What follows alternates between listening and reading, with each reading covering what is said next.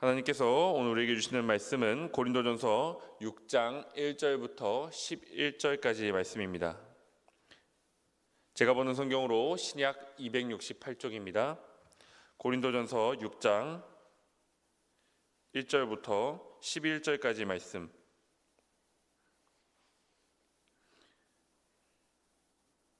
우리 교독 후의 마지막 절은 합독하겠습니다. 1절 말씀 제가 먼저 읽습니다. 너희 중에 누가 다른 이와 더불어 다툼이 있는데 구태여 불의한 자들 앞에서 고발하고 성도 앞에서 하지 아니하느냐.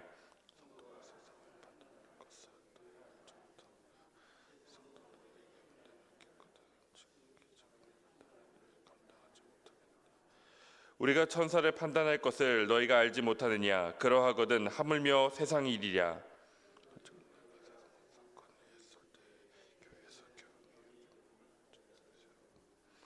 내가 너희를 부끄럽게 하려 하여 이 말을 하노니 너희 가운데 그 형제간의 일을 판단할 만한 지혜 있는 자가 이같이 하나도 없느냐.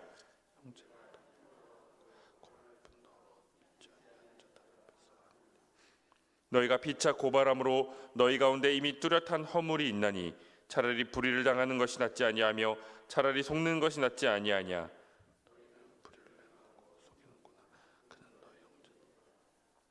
불의한 자가 하나님의 나라를 유업으로 받지 못할 줄을 알지 못하느냐. 미혹을 받지 말라. 음행하는 자나 우상 숭배하는 자나 간음하는 자나 탐색하는 자나 남색하는 자나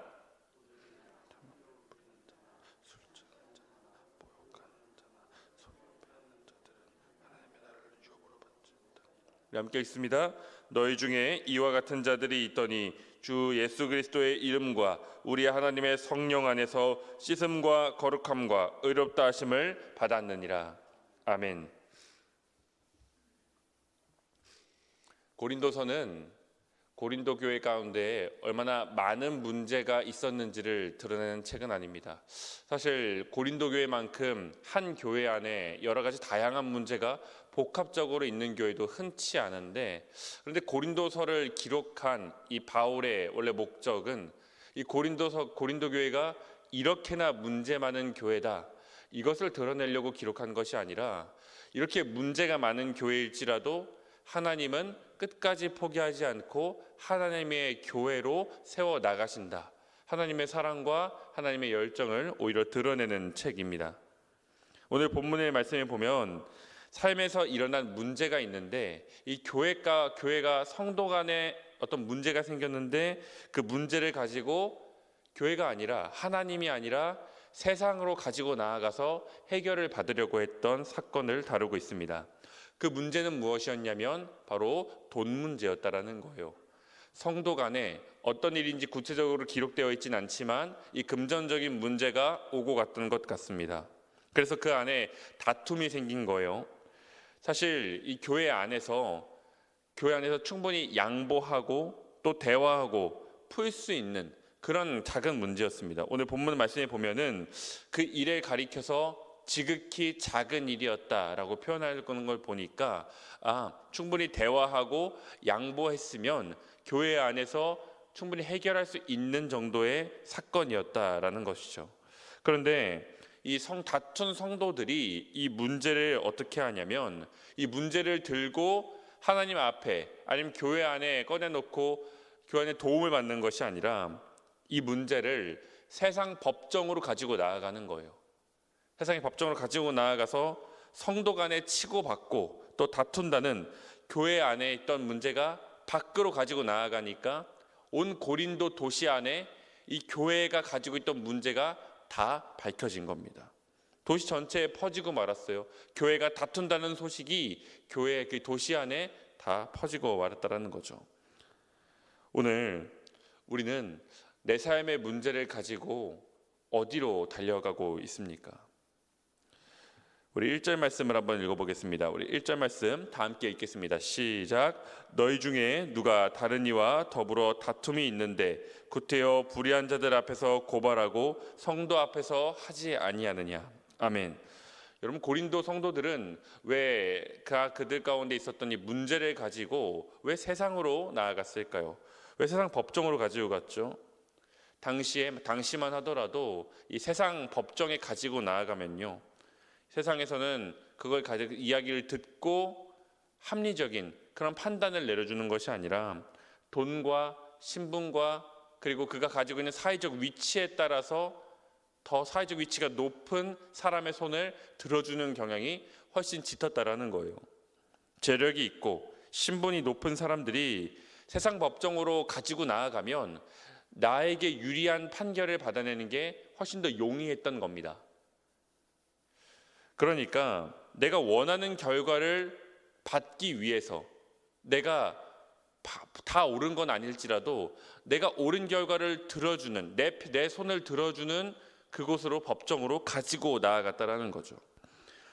구약 성경에도 이와 똑같은 모습이 나오는데 북이스라엘의 아하시아 왕이 이제 병에 걸려서 죽게 되었습니다. 그래서 왕이 사람을 보내는 거예요. 에그론의 우상이었던 그 바알세붑의 제사장에게 사람을 보내서 이렇게 묻는 겁니다. 이 병이 낫겠는지를 물어보라는 거예요. 그때 하나님의 사자가 이 아시아 왕에게 나타나서 이렇게 말씀하시는 거예요. 이스라엘에 하나님이 없어서 너희가 에그론의 신 바알세붑에게 물으러 가느냐.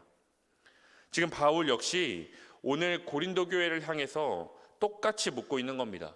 교회 안에 하나님이 없어서, 교회 안에 하나님의 뜻을 따르는 성도들이 없어서, 지혜 있는 자가 없어서 너희가 이 작은 문제 하나도 해결하지 못해서 세상 법정으로 끌고 가느냐라고 지적을 하는 거예요. 여러분, 세상 법정으로 자기의 문제를 가지고 갔던, 아무래도 신분이 높았던, 사회적 위치가 높았던 그 성도가 그 문제를 가지고 세상 법정으로 가지고 나아갔는데, 그러면 원하는 결과를 얻었을까요? 재판에서는 이겼을지 모르죠. 재판에서는 아마 사회적 신분이 높았던 그가 더 좋은 결과를 얻었을 겁니다. 그런데 바울은 오늘 두 성도를 향해서 뭐라고 이야기하고 있냐면 둘 다 완전히 패했다고 말하고 있는 거예요. 잃은 것밖에 없는 싸움이었다라고 이야기합니다. 재판관이 판결문은 내려줬겠지만 두 성도의 마음에 남아있는 깊은 앙금과 그 미움은요, 하나도 해결되지 않은 거예요. 오히려 더 깊어졌다라는 겁니다. 이처럼 세상은 우리의 문제를 잠시 덮어줄 뿐입니다. 내 욕심을 채워줄 뿐이에요. 결코 세상은 우리가 세상으로 문제를 가지고 간다고 해서 근본적인 문제의 해결책을 주지 못한다라는 거죠. 돌이켜보면 세상이 나에게 문제가 된 적은 있어도 나의 문제를 근본적으로 해결해 준 경우는 많지 않은 겁니다. 그렇다면 우리는 우리 삶 가운데 발생한 인생의 문제, 이 짐과 같은 이 문제를 어디로 가져가야 할까요? 하나님만이 나의 문제를 해결하실 수 있다는 겁니다. 우리 11절 말씀을 우리 함께 합독하겠습니다. 읽겠습니다. 시작. 너희 중에 이와 같은 자들이 있더니 주 예수 그리스도의 이름과 우리 하나님의 성령 안에서 씻음과 거룩함과 의롭다 하심을 받았느니라. 아멘. 바울은 이 11절 말씀에서 이와 같은 자들이 무엇을 경험했냐면 씻음과 의롭다 하심을 경험했다라는 거예요. 그런데 여기서 이와 같은 자들은 어떤 사람들이었냐면 그 9절과 10절, 앞선 본문에서 9절과 10절 나오는데 음행하는 자, 또 우상 숭배하는 자, 속여 빼앗는 자, 도적과 탐욕을 부리는 자들, 우리 입에 담기도 어려울 만큼 끔찍한 그런 문제들을 가지고 있던 사람들이 씻음과 의롭다 하심을 얻었다라고 선포하고 있는 거예요. 세상 기준으로는 구제불능인 사람들이었는데 그들의 문제가 깨끗하게 해결되었다라는 겁니다.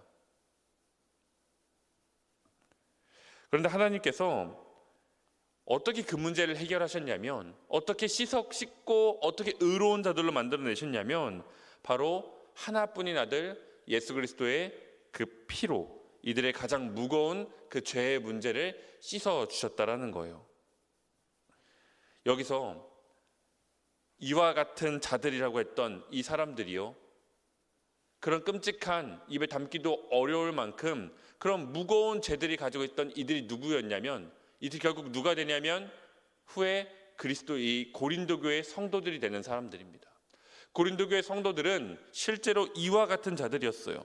음행했고 우상숭배했고 탐욕했고 속여 빼앗고 도적과 같았던 그들이었는데, 하나님께서 예수 그리스도의 피로 그들을 의롭고 거룩하게 하셨더니 그들이 고린도 교회의 성도들이 되었던 겁니다.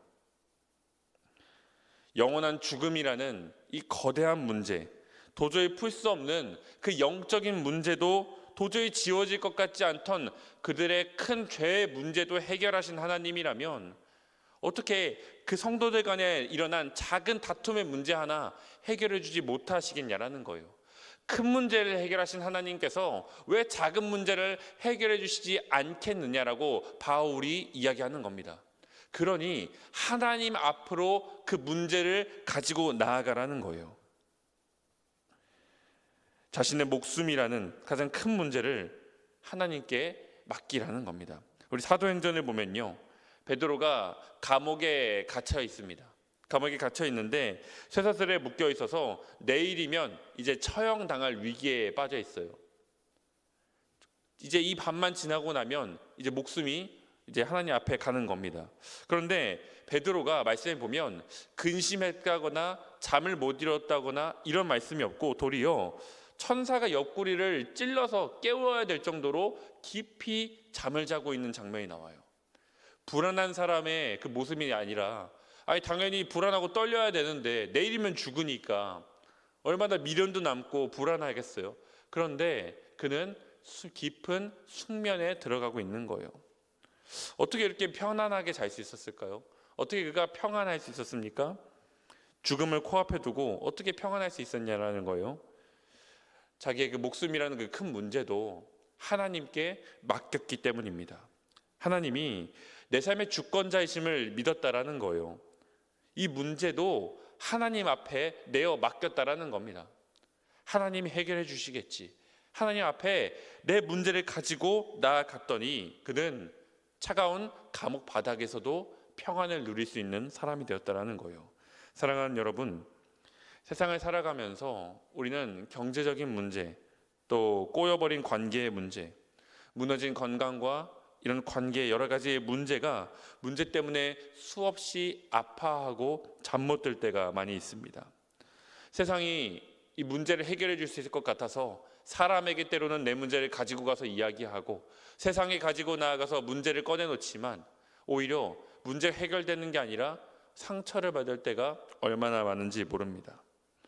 이제 세상을 향해 달려갔던 그 발걸음을 돌려야 합니다. 내 삶의 크고 작은 문제들, 크든 작든 그 문제의 크기와 상관없이 우리는 문제를 하나님 앞에 가지고 갈 때 해결받을 줄 믿습니다. 나뿐만 아니라 내 주변에 도무지 변하지 않을 것 같은 그 사람의 문제까지도, 그 영혼도 하나님 앞에 함께 데리고 나아가야 되는 거예요. 오늘 이 새벽 문제투성이인 우리를 향해서 주님께서 이렇게 위로하십니다. 수고하고 무거운 짐진 자들아 다 내게로 오라. 내가 너희를 쉬게 하리라. 우리를 짓누르고 있는 이 삶의 문제, 주님의 십자가 앞에 온전히 내려놓음으로 세상에 줄 수 없는 참된 평안과 하나님께서 허락하시는 은혜를 경험하시는 복된 하루가 되시기를 간절히 부탁드립니다. 기도하겠습니다. 참 좋으신 하나님 감사합니다. 하나님, 문제 없는 인생 없지만 문제 있는 인생도 끌어안고 하나님 앞에 나아갈 때 하나님께서 은혜 주시고 하나님 문제 없는 인생으로 만들어 가실 줄 믿습니다. 하나님, 내 인생에 지금 나를 짓누르고 있는 문제의 크기와 상관없이 하나님 앞에 가지고 나아갈 수 있는 우리 모두가 되게 하여 주시옵소서. 그렇게 나아갈 때 하나님께서 그 문제를 해결해 주실 수 있는 분인 줄도 믿습니다. 맡기고 나아가는 하나님 우리 마음 가운데 결단도 허락하여 주시옵소서. 이 시간 하나님 앞에 주신 은혜 감사하여 올려드린 감사의 제물 올려드린 손길이 있습니다. 이 손길들 위에 하나님 은혜를 내려 주시옵소서. 감사드리며 예수님의 이름으로 기도합니다. 하늘에 계신 우리 아버지, 아버지의 이름을 거룩하게 하시며 아버지의 나라가 오게 하시며 아버지의 뜻이 하늘에서와 같이 땅에서도 이루어지게 하소서. 오늘 우리에게 일용할 양식을 주시고 우리가 우리에게 잘못한 사람을 용서하여 준 것 같이 우리의 죄를 용서하여 주시고 우리를 시험에 빠지지 않게 하시고 악에서 구하소서. 나라와 권능과 영광이 영원히 아버지의 것입니다. 아멘.